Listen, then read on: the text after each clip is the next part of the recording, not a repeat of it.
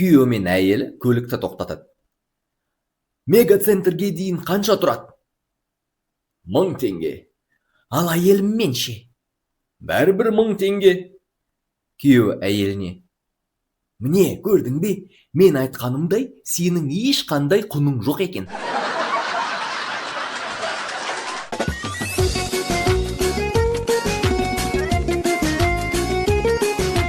Қызым, бауырлы болғың келе ме? Иә, бауырым болса екен деймін. Онда ұйықта. Мама, егер құртты екіге бөлсең, ол бөліктер дос бола ма? Сенмен болса, жоқ. Ұйықтап жатқан бала, бұл тек сүйкімді ғана емес. Ең бастысы, ақыры тыныштық. Папа, неге туған күнге бардым дегенде, бірден ішіп алды деп ойлайсың? Мен папа емеспін, мама. Қазақ жігіті қалаға барғанда: қаланың жігіттері біз сияқты емес. Неге? Себебі олар Құдайға шүкір емес, кредитке алдық деп айтады. Орындыққа отырыңыз. Жауап алу басталады. Адвокат: Ештеңені мойындамаңыз. Мен бұл затты орындық деп мойындамаймын. Бала күнімде ересектер неге экономиканы реттемейді, неге көрші елдермен татуласпайды деп ойланатынмын. Есейе келе түсіндім, ешқандай ересектер жоқ екен. Шынымен күйеуіңізбен ажырасқалы жатырсыз ба? Шынымен. Олай болса, мен сізге жақсы адвокат ұсына аламын. Рахмет. Бірақ мен жақсы инженер тауып қойдым. Мектеп жиналысында жағдай. Сіздің ұлыңыз тыйым салынған затты шеккені үшін салды. Әкесі: Ол оны қайдан алды деп айтты ма? Өзінің ең жақсы досынан деді. Әкесі қуаныштан көз жасын сүртіп: шынымен солай атты ма? Бір күні бір қазақ арнайы орынға барады. Оған бірнеше ханым ұсынылады. Бағасы $100. Біріншісіне келіп: мен 200 берем, бірақ бәрі қазақша болуы керек дейді. Ханым ойланып: бұның бір түрлі талабы бар шығар деп бас тартады. Келесі бірнешеуі де солай. Соңында соңғысына келіп: 500 берем дейді. Тек қазақша болсын дейді. Ханым аздап ойланып: бірақ қауіпті ештеңе жоқ қой. Жоқ, бәрі дұрыс болады дейді қазақ.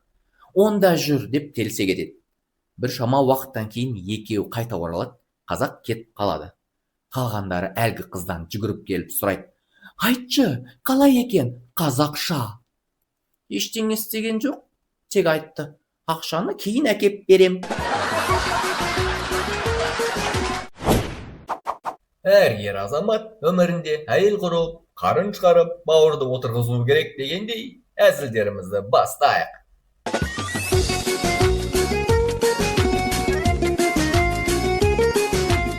Басқа жұрт тыйым салынды дегенді көрсе, тоқтайды. Қазақ баласы көрсе, көрейінші, неге болмайды екен деп жақындайды. Еркек қаласа, бітіріп тастайды. Қаламаса, тіпті қозғамайды. Қаламаса да істесе, әйелі бар еркек. Үйдің кіреберісінде еркекпен мысық отыр.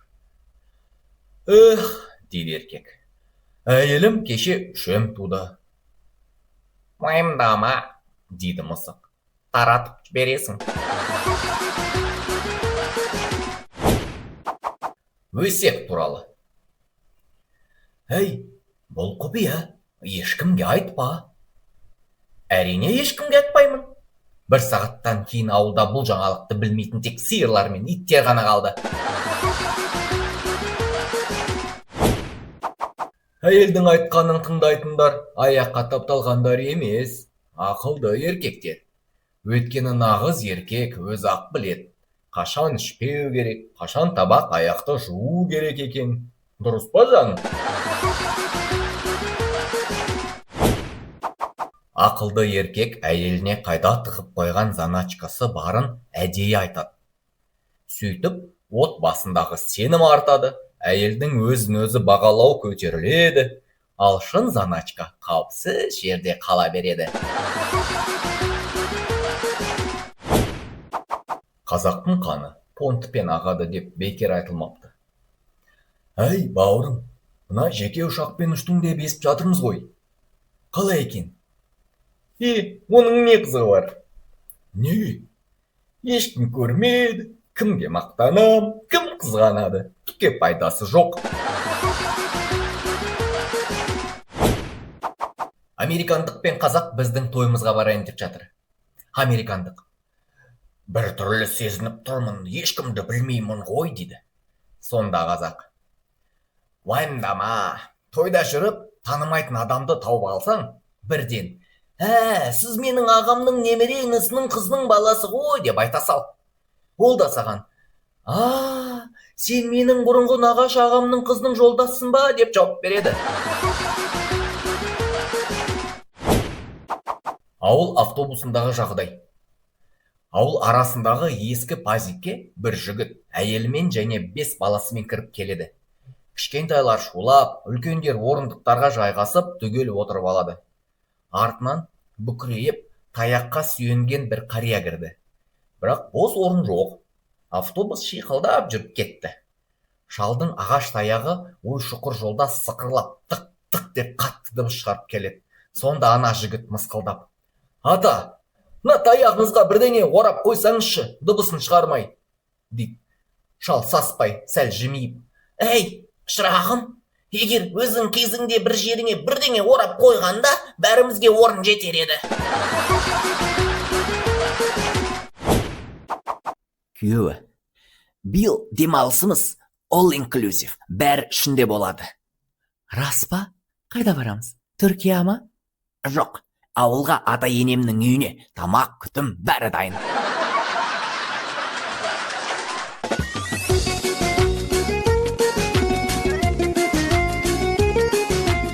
Қызықты факт.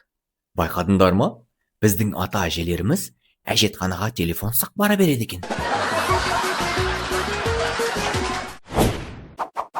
Дәрігер, сәлеметсіз бе? Мен танисыз ба? Әрине танимын.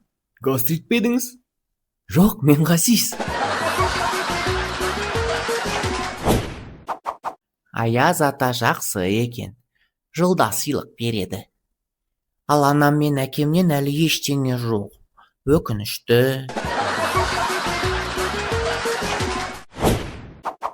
Дәрігер кабинетінде: өте дұрыс келіпсіз. Не болды, дәрігер? Сырқатың қатты ма? Қауіпті нәрсе ме? Жоға, тағы бір күнде өзіңіз-ақ жасылып кетер едіңіз. Рас па? Сүйіктіңнің ата-анасы сен жек көреді дейді ғой. Өкінішке қарай рас. Тек ата-анасы емес, әйелі де жек көреді. Балапан, неге жылап отырсың?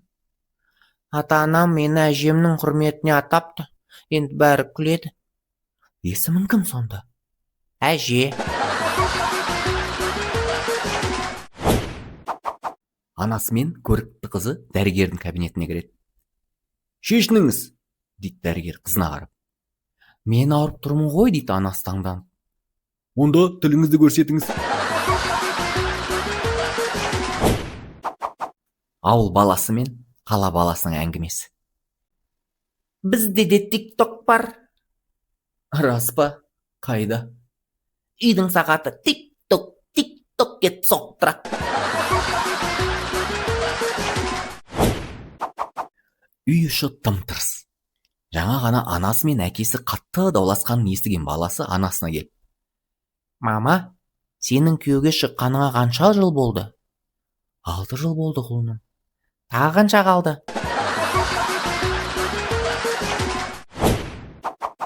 Ерлі зайыптылар кешкі шай ішіп отыр.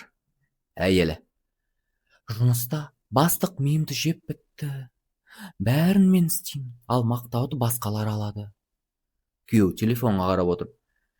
Қазақта қалай айтады? Сабыр түбі сары алтын, қоя сал жаным.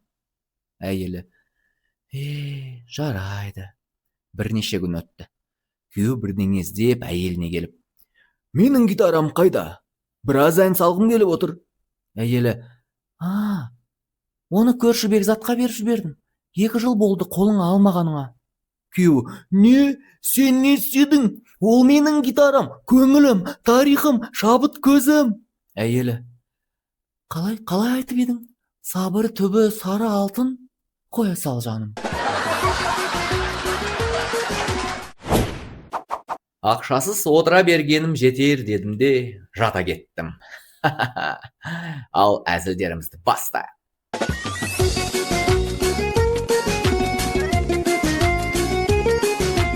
Әйел болу қиын іс, үнемі бір нәрсе ашуландырып тұрады.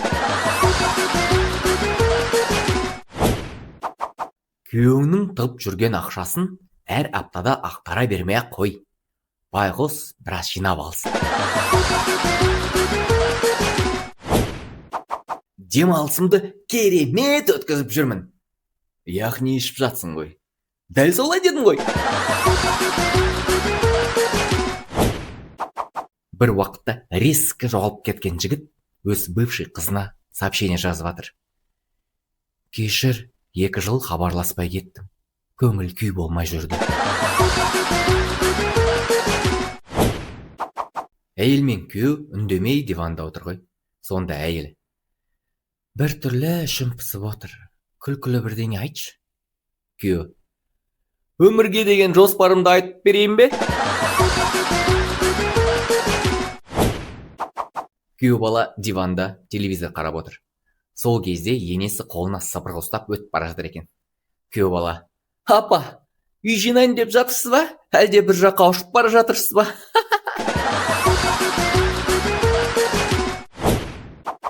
Түнде ұйқысынан оянған баласы: Мама, қарным ашты. Ұйықтай берші жан, үйде тамақ жоқ. Ендеше сіздер әкеммен деп неге жасап жатырсыздар? Ерлі зайыптылар тауға барады. Әйелі айналаға тамсанып: мына көрініс сондай ғажап, тіпті тілім байланып қалғандай болды. Күйеу: дәл осы жерге көшіп келгім келіп тұр. Тергеуші: қылмыскер туралы ештеңе белгісіз, тек қана ол мұғалім болып жұмыс істейді деген ақпарат бар. Кстати, мен сіздің фамилияңызды ұмытып қалдым. Подозреваемый ше. Ал басыңызды үйде ұмытпай келдіңіз бе? Чебурашка Генамен сөйлесіп отыр. Ген, бізге шапақляк 10 апельсин жіберді. Мен санап шықтым, әрқайсымызға 8-ден келеді. Чебурашка, сен дұрыс санамағансың ғой. Қалай санайсың өзің біл, бірақ мен өзімнің 8-ін жеп қойдым. Әкесі алғаш рет парашютпен секірмек болады. Секірсін әйел мен баласы қарап тұр ғой. Әкесі жерге қонады да қозғалмай жатады. Әйел баласына: балапаным, барып қараш, әкең тірі ме? Дем алып жатыр ма? Бала біраздан соң келіп: әкем дем алып жатыр, бірақ қасында дем ала алмайсың. Ауылға келген немересі атасына: ата, Wi-Fi бар ма? Бірдеңе қарап, біреумен сөйлесейін деп едім дейді. Атасы сәл ойланып: ол не? Немересі күліп: интернет қой, телефоннан видео қарап, біреумен сөйлесу үшін. Атасы басын изеп: солай ма екен? Онда былай істе. Қора жаққа барып, сиырға шөбін бер, сосын отырып қалай жейтінін бір қарап ал. Кейін тауық қорасын тазалап шықта, тауықтармен бірге қанша қаласаң сайрай бер. комиссия мүшесі. Қош келдіңіз. Мемлекеттік қызметке орналасуға ниет білдіріпсіз. Айтыңызшы, сіздің ойыңызша жақсы мемлекеттік қызметкер қандай болуы керек? Үміткер. Тәртіпті, жауапкершілігі жоғары, халыққа адал қызмет ететін адам болу керек деп ойлаймын. Дұрыс. Енді соңғы бір сынақ. Осы қаламды менен байқатпай алып кетіңізші. Қалай? Ұрлап па? Өз қабілетіңді көрсет. Қандай амал қолданар едің? Жоқ, кешіріңіз, менің ондай қабілетім жоқ. Ұрлық жасамаймын. Сіз бұл орынға лайық емессіз. Қарынды тез кетіру үшін арқамен бұрылыңыз дегендей әзілдерімізді бастайық.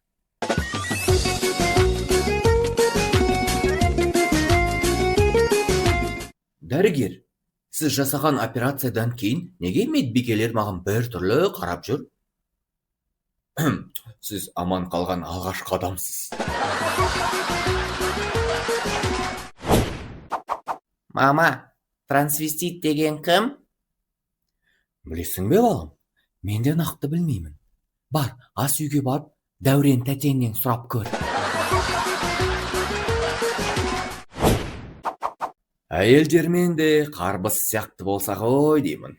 Басын бір тарс еткізіп қағып көрсен, бірден түсінесің. Жақсы ма, жоқ па?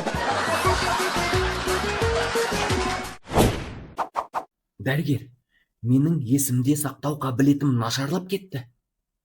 Бұл қашаннан бері басталды? Не қашаннан бері?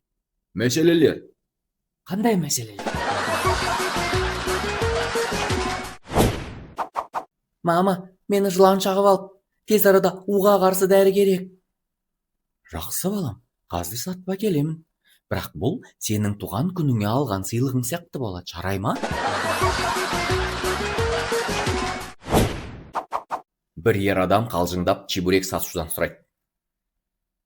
Чебуректердің ішіндегі ет бұрын мияулайтын ба әлде? Пи-пи-пи деп айтатын ба? Әртүрлі дурацкий сұрақтар қойған еді. Әйел күйеуінің компьютерде отырғанына қарап. Берші, мен де ойнап көрейін. Ұят болмай ма? Қымбаттым, мен үлгі ал. Сен еден жуып жатқандай мен сен ешқашан швабра сұраған жоқпын ғой. Примерно 25 жастағы қыз бір атадан сұрайды. Сіздің жасыңыз қаншада? Жасым 80-ге келіп қалыпты. О, мен сізге бермес едім. Маған енді оның қажеті де жоқ. Операцияның алдында миллионер. Дәрігер, егер мені аман алып қалсаңыз, байлығымның 10%-ын сіздің атыңызға аударамын. Қызық досыңыз. Бірақ жұбайыңыздан бұдан да тиімді ұсыныс түсіп тұр. Таң атпай күйеуі әйеліне. Бүгін кешке шешең ұшып келеді ғой. Әуежайға бірге барып қарсы алайықшы. Қатты қуанатын шығар, дейді. Әйелі. Әй, менің кешке шаруаларым бар еді. Бірақ жарайды, сен жалғыз жібермейін, бара салайын дейді. Кеш болады. Күйеуі диванда шалқайып жатыр. Әйелі жуынып, киініп, боянып, тап тұйнақтай дайындалып залға кіріп. Мен дайынмын, жүр, кеттік. Сонда күйеуі басын жастықтан көтеріп қойып былай дейді. Мен енді ойланып қалдым. Қой, сен бәрібір барайын деп жатырсың ғой. Өзің ақ барып келе салшы. Дубайға мұңайып жүрген байлары барады. Ал көңілді байлар Гавайиге кетеді екен. Ал мұңайған кедейлер қайда барады? Жұмысқа.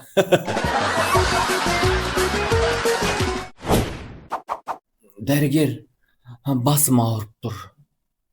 Ал мен болса ештеңеге таласып жатқан жоқпын. Екі үлкен монстр бар. Олар кез келген ойынды өткізбеуге кедергі келтіреді. Біріншісі әйел, екіншісі бала. Әке, мен асыранды баламын ба? Жоқ балам, сен шын мәнінде біз сені таңдар едік деп ойлайсың ба?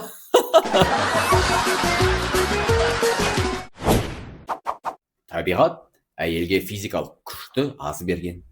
Сондықтан әйелдер психологиялық қысым көрсету өнерін мінсіз меңгерген деп айтуға болады.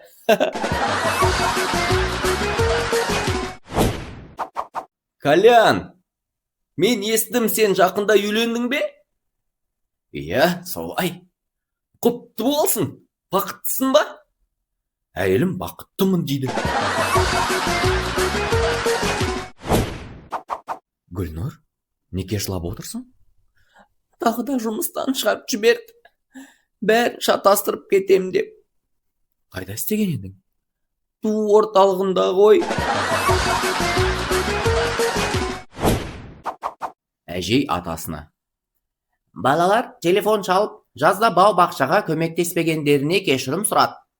Бірдеңе жіберіңізші деп жатыр.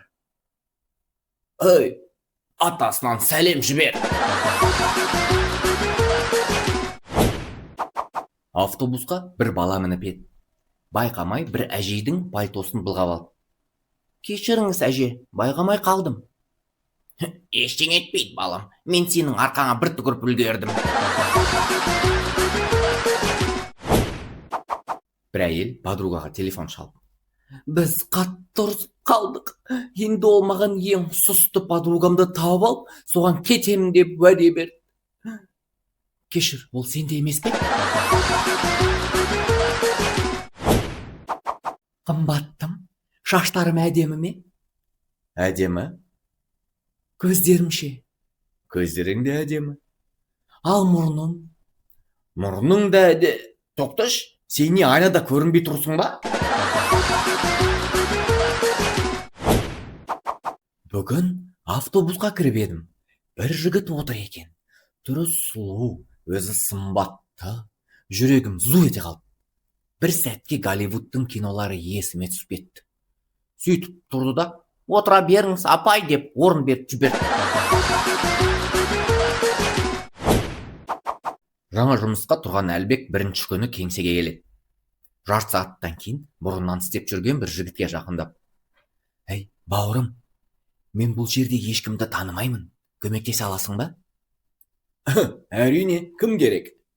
Жалақыны көбейту туралы кіммен сөйлесуге болады? Ата, мына сендердің жаңа шыққан гаджеттерің баяғының газетінің орнын ешқашан баспайды. Немересі: неге олай дейсіз? Ата: әй шырағым, бір ұйықтап көрші креслода отырып, бетіңе планшет жауып.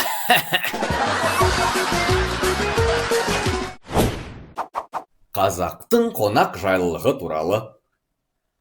Тук-тук. Кім екен? Айлық жалақы. Кіріңіз, өзіңізді үйде жүргендей сезініңіз. Ет асылды, бешбармақ, қуырдақ, бауырсақ, тәттілер бар. Керек болса, айға дейін қонақ болыңыз. Жо, рахмет. Мен тек шай ішіп 5 минутта кеп қалам. Қазақтың үйіне қонақ болып барсаң, 2 күнге деп келгенің 2 аптаға созылады. Тамақ ішіп кет десе, дайын бол. Нағыз банкет күтіп тұр дегендей, әзілдерімізді бастайық.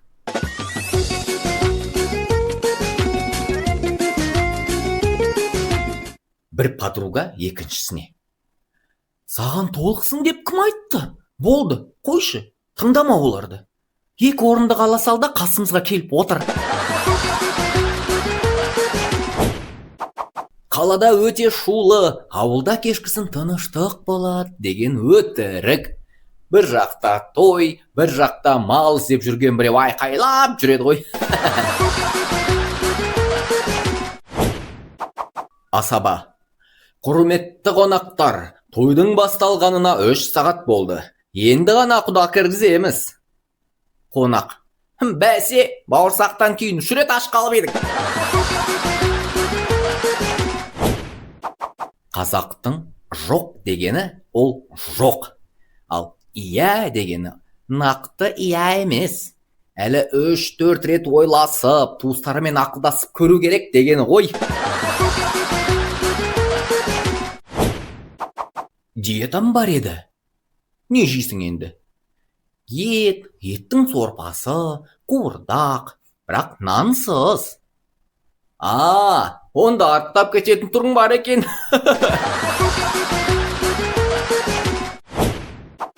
Дүкенге шектен тыс толық бір ер адам кіреді де сатушыға айтады: маған лайықты жүзуге арналған шорты қарап көргім келіп еді. Сатушы: мен де көргім кеп тұр.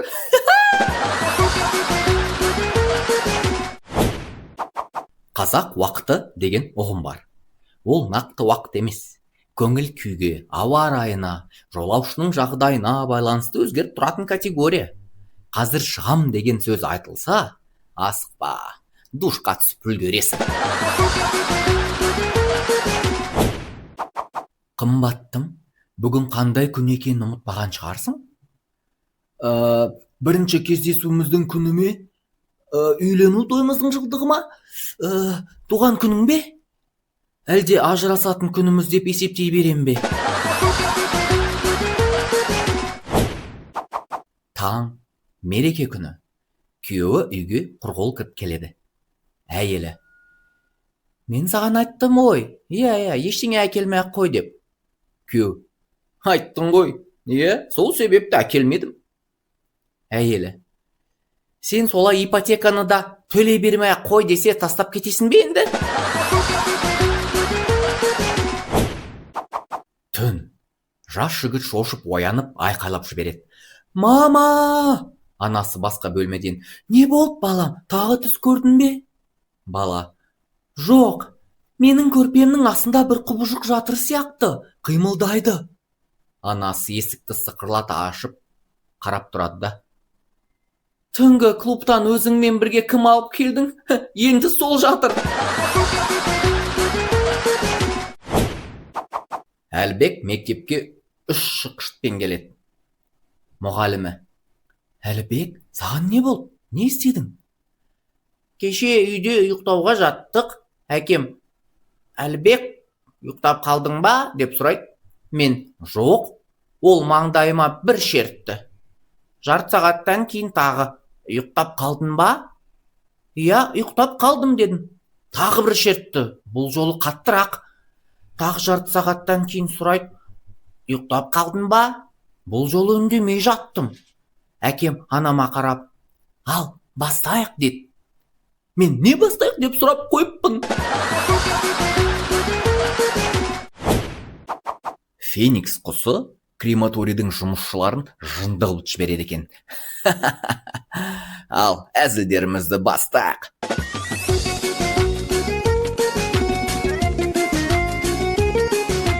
Автобуста терлеп кеткен терезені сүртіп жатсам, біреу менімен бірге қарап тұрады. Ашуың келеді ғой. Өзі сүртпеген қарама енді. Білесің бе, әкем ақша бермей жатыр. Мен бір лайфхак білем. Қандай екен? Қонақтардың алдында сұрап көр. Анасы ұлын тіс дәрігерінен алып барады. Құлыным, апайға не айтасың? Мен сені есімде сақтадым. Әйелдер жаңбырды неге жақтырмайды дейсің бе? Жаңбыр жауса, беттегі бүкіл тюнинг кетіп, заводской түрге түсіп қалады. Бір ер адам қыздардың жатақханасына келеді. Вахтер сұрайды: кімді іздеп келдіңіз? Ал сіз өзіңіз кіммен кеңес берер едіңіз? Мектепте мұғалім балалардан сұрайды: ең үлкен ел қайсы? Әкемнің қалтасы! Деп жауап береді біреу артқы партадан. Ота алдында науқас дәрігерден сұрайды: дәрігер, айтыңызшы, отадан кейін мен скрипкада ойна аламын ба?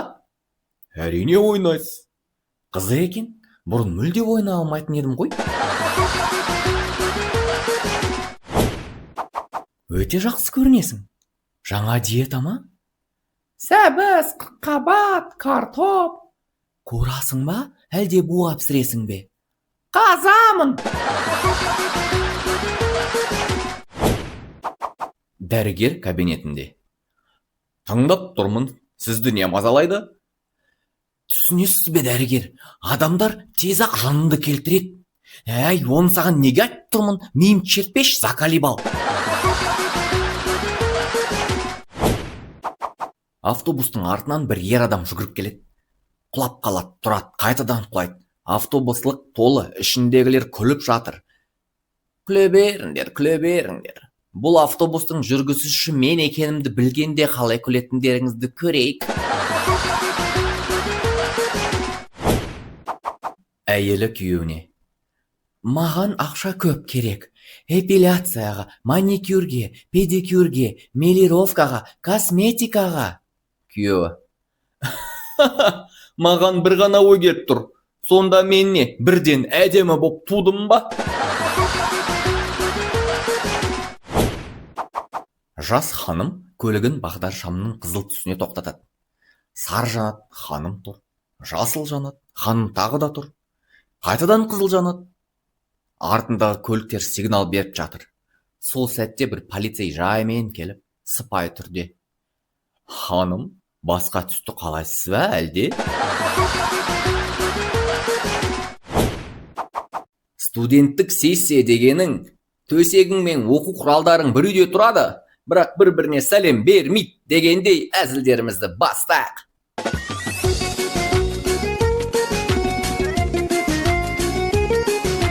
Балалар, үйге сіздің әйеліңіз арқылы кіріп жүр. Бұл кәдімгідей Троян аты ғой.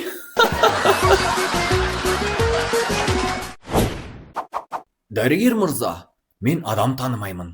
Мүлде түсінбеймін оларды. Мен дәрігер емеспін, бауырым. Қымбаттым, кешкі асқа не дайындайын? Маған бәрібір. Жақсы. Онда аш қарынға ұрсатын боламыз. Бензин құйып жатқанда бір нәрсе көзге түсті. Тек ер адамдар ғана пистолетті шайқап барып орнына қояды екен. Әдет пе, табиғат па, кім білсін? Қымбаттым, біз бір кезде бай боламыз ба? Әрине, мен тіпті жолында білем. Қандай? Ажырасу мен алимент. Белоснежка дәрханада. Маған 14 презерватив беріңізші. Қызым-ау, неге керек сонша? Гномдарға ғой, поликлиникаға бахилсыз кіргізбейді екен. Қымбаттым, мен тыңдадың ба? Иә. Онда мен не дедім? Бірден айттың, мен сені тыңдамайсың деп. Екі подружканың әңгімесі. Жұмыстам. Үйде отырған күйеуіме хабарласып тұрадым. Не істеп жатырсың? Сенің жұмысыңды істеп жатырмын дейді. Қуандым ғой. Ой, тамақ жасап, еден жуып жатқан шығар деп ойладым. Үйге келсем, шоколад жеп отыр. Күйеуі әйеліне. Менің жейдем қайда? Мен оны лақтырып бердім. Мен оны үйленгенде киіп едім ғой. Енді уақыт өте ол ескіріп, түрі қорқынышты болып кетті. Солай ма? Өзіңді де лақтырмадың ба онда?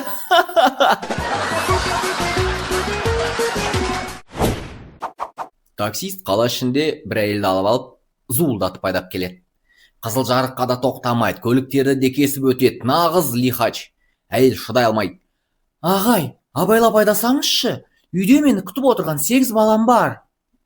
Сонда таксист таңданып артына қарап, 8 балаңыз бар болса, енді сақ болуды маған үйретіп жатырсыз ба?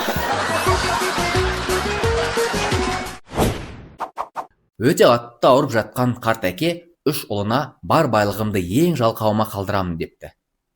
Әуелі үлкен ұлына. Ербол, бері кел. Ербол қасына келеді. Айтшы, егер сен жолмен кетіп бара жатсаң, жерден $100 көріп қалсаң, не істейсің? Егер ол ақшаны аяғымен көтере алмасам, кейінірек еңкейіп алам. Ал алыс жатса, қоя салам, деді. Әкесі басын шайқап екінші ұлына: Айдар, бері кел. Айдар келеді. Ал сенше, жолда кетіп бара жатсаң, жерде $500 жатса не істейсің? Әке, егер жел соғып, ақшалар өзіме қарай ұшып келмесе, ол мен келмес, деді. Жарайды. Соңында үшінші ұлы Нұржанға: Нұржан, балам, бері келші, саған да бір сұрақ бар. Сонда Нұржан төсекте қозғалмастан: Әке, өзіңіз келіңіз. Жалғыз ғана жануар бар, арыстанның өзін қорқытатын. Ол оның әйелі. Солай болса, әйелінен қорқатын еркек нағыз арыстан дегендей әзілдерімізді бастайық.